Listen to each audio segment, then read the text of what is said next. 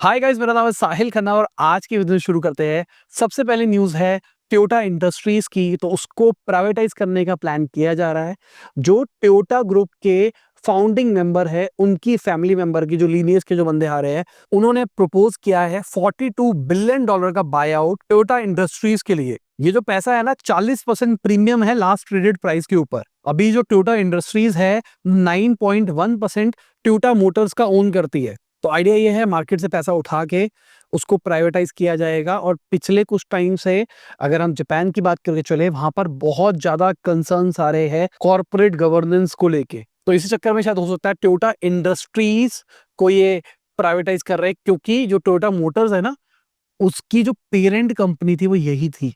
मतलब Toyota Motors इनसे निकली थी, आज ये यहाँ पहुंच गए हैं। बाकी अगर आप पिछले कुछ टाइम से देखोगे तो टोयोटा के रीअपॉइंटमेंट को लेके जो इन्वेस्टर का सपोर्ट है कॉन्स्टेंटली घटता हुआ दिखाई दे रहा है। 2022 तक क्लोज टू 100% था और अभी 24 के अंदर आप देखो बिलो 75% गया है। ऑल्दो कंपनी के शेयर प्राइसेस में उतना बड़ा कोई इंपैक्ट नहीं पड़ा है कि भाई इतना कंसर्न्स आ रहे हो, बट शायद यही रीजन कंपनी के फाउंडर मेंबर चाहते हैं कि भाई इसको प्राइवेटाइज किया जाए, कहीं ये ना हो हमारी कंपनी से हमको ही निकाल दिया जाए। बाकी मीशो की बात करके चले तो $6.2 बिलियन का जीएमवी जनरेटेड किया है। फाइनेंशियल ईयर 25 के अंदर 26% सीएजीआर से ग्रो करते हुए दिखाई देंगे। फाइनेंशियल ईयर 31 तक उनका ऐसा प्लान है और अपने मार्केट शेयर को उनका बढ़ाने का भी प्लान है। मीशो टीयर 2 और बियॉन्ड वाली जितनी भी सिटीज है वहीं से मेजर बिजनेस करता है। 85% बिजनेस इनका वहीं से आता है। 37% अगर ऑर्डर वॉल्यूम की बात करके चले पूरी इंडिया के अंदर ये हैंडल करते हैं। अगर इनके एवरेज ऑर्डर वैल्यू की बात करके चले तो $3 से नीचे का है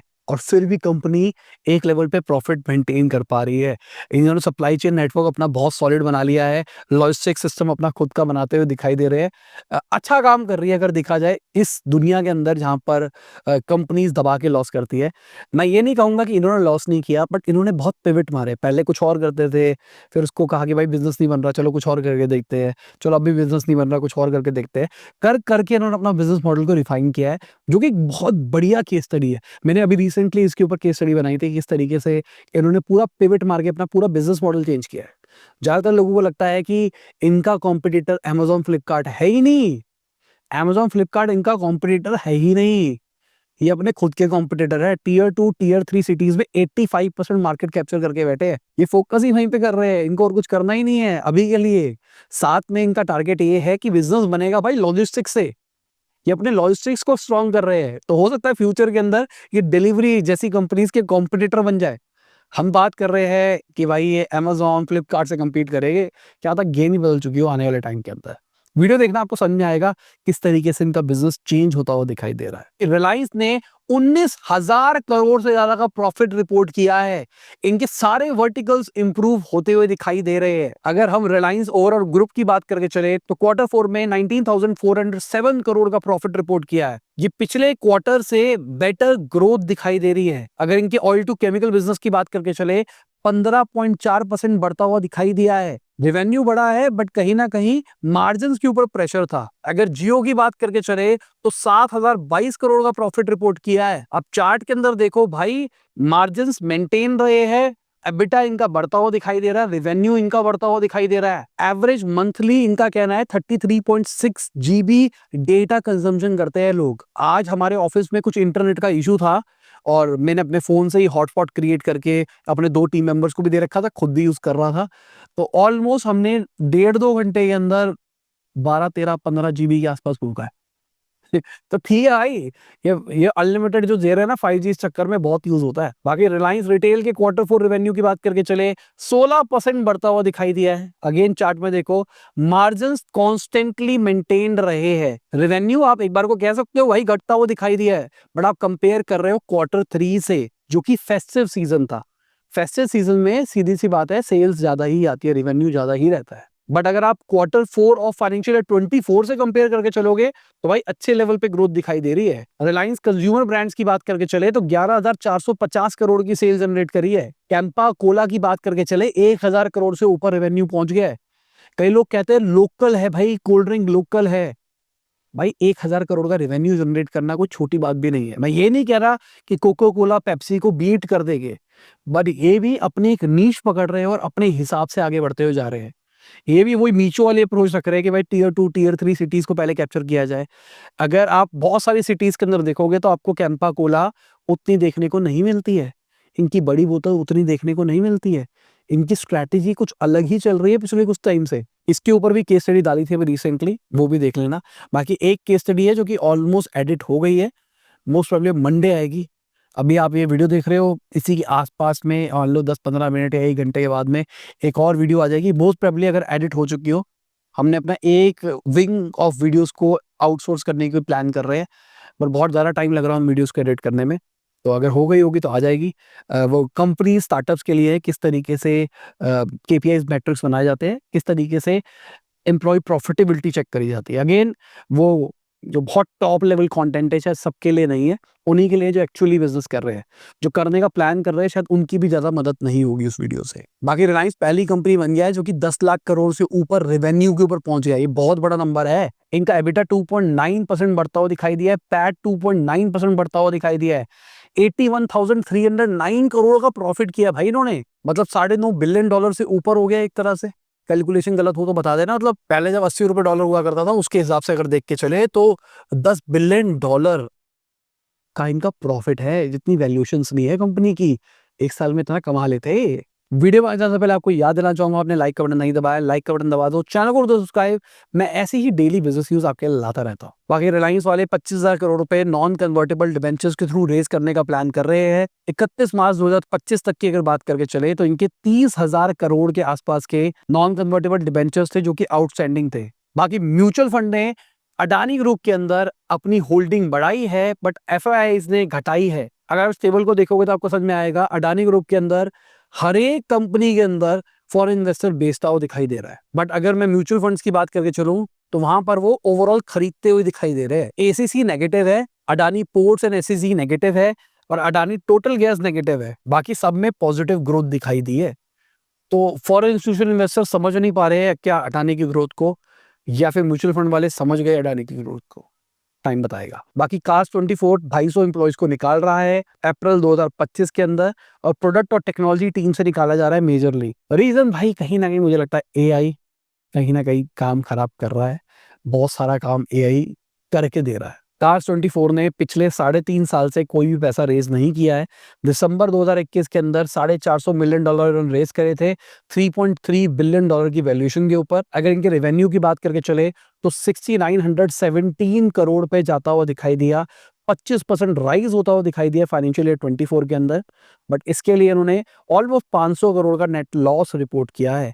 एबिटा लेवल के ऊपर 318 करोड़ का लॉस है। अगर हम देहात की बात करके चले, उन्होंने 200 करोड़ रुपए डेट के थ्रू रेज किया है। 1000 नॉन कन्वर्टेबल डिबेंचर्स निकाले गए 10 लाख रुपए ईच के, जो कि 100 करोड़ रुपए 2 ट्रांशर्स के अंदर लाके इनको देने वाला है। इनकी वैल्यूएशन 700 से 800 मिलियन डॉलर के बीच में है, और अभी तक ये $270 मिलियन रेज कर चुके हैं। कंपनी अभी तक प्रॉफिटेबल नहीं हुई है। फाइनेंशियल ईयर 24 में प्लान है कि भाई हम प्रॉफिटेबल हो जाएंगे। 1331 करोड़ का नेट लॉस रिपोर्ट किया फाइनेंशियल ईयर 24 के अंदर इन्होंने। बाकी अमेजॉन पे इंडिया के अंदर 350 करोड़ रुपए इन्वेस्ट कर रहा है। अभी के टाइम पे अमेजॉन पे 8वें नंबर पे है अगर यूपीआई ट्रांजेक्शन्स की बात करके चले।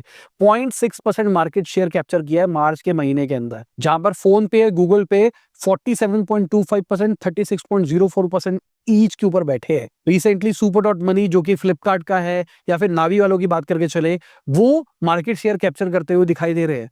तो शायद अमेजॉन वालों को लग रहा है उनको भी करना चाहिए, बट मुझे पर्सनली ऐसा लगता है अमेजॉन वालों को कर देना चाहिए था।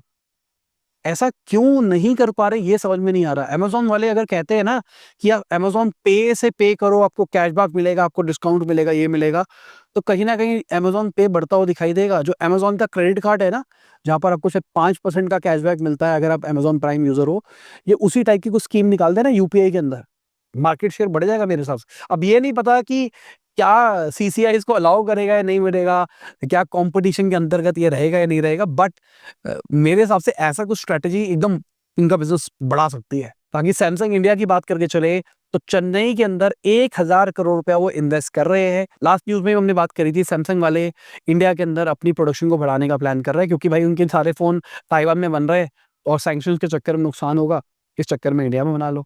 बाकी हमारी गवर्नमेंट 4 एआई स्टार्टअप्स के अंदर इन्वेस्ट कर रही है। 200 करोड़ रुपए ईच की प्लानिंग चल रही है। एक का तो अनाउंसमेंट कर दिया गया है, श्रवण एआई, इनको डायरेक्टली पैसा नहीं मिलने वाला, 200 करोड़ का क्रेडिट मिलने वाला है जीपीयू के अंदर। ये करेंगे क्या, इंडिया का इंडिजीनियस लार्ज लैंग्वेज मॉडल बनाएंगे। 3 कंपनीज और है जिसकी अनाउंसमेंट हुई है, नॉट कंफर्म्ड कि वो होगी या नहीं होगी। एक तो कंफर्म हो गया है श्रवण वाला, अगली है सॉकेट एआई लैब्स, जी नानी डॉट ए आई और गैन डॉट ए आई। ये सब के सब इंडिया के अंदर अपना खुद का लार्ज लैंग्वेज मॉडल बनाएंगे। किस लेवल का बनाएंगे, कितना बड़ा होगा, अभी क्लैरिटी नहीं है। श्रवण वाले का मेरे को थोड़ा आइडिया है, वो थोड़ा बड़ा मॉडल बना रहे हैं जो कि हिंदी इंग्लिश दोनों के ऊपर काम कर सकेगा। बाकी इंडिया एआई मिशन जो है उसके अंदर 1500 करोड़ का इंसेंटिव फंड निकाला गवर्नमेंट ने, जहां पर 67 एंट्रीज आई थी 15 फरवरी तक। उसके बाद में 120 मार्च के अंदर आई। गवर्नमेंट कहीं ना कहीं एआई स्टार्टअप्स को सपोर्ट कर रही है, उनको भी लग रहा है भाई अब नेक्स्ट गेम एआई होने वाला है। बाकी अगर एक्स एआई की बात करके चले तो एक्स एआई $20 बिलियन रेस कर रहा है 120 बिलियन डॉलर की वैल्यूएशन के ऊपर। अगर ये राउंड क्लोज होता हुआ दिखाई देता है तो सेकंड लार्जेस्ट राउंड होगा। रिसेंटली ओपन एआई ने $40 बिलियन रेस किया था, ये 20 बिलियन कर रहे हैं। जो पैसा रेस किया जाएगा, जितना भी डेट है ना इनका, जो उधार उधार ले रखा है मार्केट से, जो इंटरेस्ट चुकाना पड़ रहा है, उसको उतारने में उसको यूज किया जाएगा। क्योंकि इन्होंने अभी रिसेंटली जो ट्विटर था, जो एक्स था, वो अपनी कंपनी में एब्जॉर्ब कर लिया। तो जितने उसके खर्चे थे, जो भी चीजें थी, वो सारी की सारी यहीं आ गई है। अभी के टाइम पे $200 मिलियन इनको मंथली सर्विंग फीस देनी पड़ती है। $1.3 बिलियन से ज्यादा एनुअल इंटरेस्ट कॉस्ट इनको बियर करनी पड़ती है। तो इसलिए ही पैसा रेस किया जा रहा है। बाकी चाइनीज कंपनी जो मानुस एआई है, वो $75 मिलियन रेस कर रही है $500 मिलियन की वैल्यूएशन के ऊपर। ये कंपनी एजेंट के ऊपर काम करती है, चाइनीज एजेंट है बेसिकली, जहां पर उसको टास्क दोगे, ब्राउजर खोलेगा, ब्राउजर के अंदर वो काम आपके लिए करके दे देगा। बढ़िया चीज है, बट अभी उस लेवल तक कहानी नहीं पहुंची है। अगर हम क्लूली एआई की बात करके चले तो उन्होंने 45 करोड़ रुपीस रेज करे हैं ताकि लोग अमेज़न और गूगल के इंटरव्यू में चीट कर सके। कहानी क्या है, ये एक ऐप है जो कि एक तरह से ट्रांसपेरेंट लेयर ले आएगी आपके ब्राउजर की स्क्रीन के ऊपर। तो अगर आप जूम पे किसी के साथ कनेक्टेड हो, तो अब मैं बात कर रहा हूँ, सामने वाला बात कर रहा है, वो सारी बातें सुनेगा और लार्ज लैंग्वेज मॉडल से आंसर ला के देगा। मैं उसको पढ़ के उसको बोल पाऊंगा सामने वाले को पता भी नहीं लगेगा। अब ये एक तरह से चीटिंग है। बहुत सारी कंपनी ने इसको क्रिटिसाइज भी किया है, बट कंपनी वालों को कहना है कि उसमें गलत क्या है। एआई का यूज को रियल लाइफ में भी यूज करना था, अब वो यहाँ पे भी यूज कर रहा है। प्रॉब्लम क्या है, मेरे हिसाब से भी प्रॉब्लम क्या है, बट मेरे हिसाब से तो गलत डायरेक्शन में भी लोग सोच रहे हैं। ये बहुत सारा अलग लेवल पे भी लोगों की मदद कर पाएगा। जो सेल्स वाले लोग होते हैं उनकी कितनी मदद करेगा, आप सोचो ना, किस लेवल पे मदद कर सकता है। उनको पूरी स्क्रिप्ट सामने आ जाएगी, पढ़ पढ़ के आराम से बोल पाएंगे। इन्होंने 70,000 यूजर्स गेन कर लिए बहुत ही जल्दी, जब से लॉन्च हुआ है, और लोग दबा के चीटिंग कर रहे हैं इनका यूज करके। बाकी कोलगेट वालों की बात करके चले तो $200 मिलियन का लॉस उनको देखने को मिलेगा टैरिफ की वजह से। उन्होंने अपनी ऑर्गेनिक सेल्स ग्रोथ को भी 2 से 3% पे कर दिया, जो कि पहले 3 से 5% थी, मतलब नीचे लेके गए हैं। एनालिस्ट का कहना है 3.4% से ग्रो होता हुआ दिखाई देगा। ये सब कुछ क्यों होता हुआ दिखाई दे रहा है, क्योंकि भाई टैरिफ लग गया है, रॉ मटेरियल के पैसे बढ़ गए हैं, पैकेजिंग के पैसे बढ़ गए, इसलिए प्रोडक्ट महंगा हो जाएगा। बट कहानी ये है, कंपनी का जो ग्रॉस मार्जिन है वो 60.6% का है, वो आसपास सेम ही रहने वाला है। बट अगर आप 60% के आसपास का मार्जिन ऑपरेट कर रहे हो तो इतना बड़ा इंपैक्ट नहीं पड़ेगा शायद आप पे। बाकी जो यूएस के अंदर ड्रग्स है उसका रेट बढ़ता हुआ दिखाई दे सकता है। जो फार्मा टैरिफ लगाया है उसकी वजह से माना जा रहा है $51 बिलियन एक्स्ट्रा खर्च करना पड़ेगा यूएस को। कहीं ना कहीं टैरिफ का इंपैक्ट तो पड़ता हुआ दिखाई ही दे रहा है। बाकी इसी के साथ में आज की ये वीडियो खत्म होती है। उम्मीद करता हूं आपको मजा आया होगा। आज संडे है भाई, संडे नॉर्मली न्यूज़ नहीं आती है, बट मैंने कर दिया क्योंकि ऑफिस में अभी मैं 10 बज चुके हैं, मैं ऑफिस में ही बैठा हूँ और मैंने कहा कर लेता हूँ यार, चलो संडे भी न्यूज़ दे देते हैं। घर पे जाना है, बस खाना, भूख लगी है मेरे को। और इसी के साथ में आज की ये वीडियो खत्म होती है। उम्मीद करता हूँ आपको मजा होगा। लाइक कर देना, शेयर कर देना, कहना बताना वीडियो कैसी लगी। बाय, गुड नाइट, खुदा हाफिज़, गुड मॉर्निंग, जब भी ये वीडियो देख रहे हैं। जय हिंद, वंदे मातरम, दुआ में याद रखना।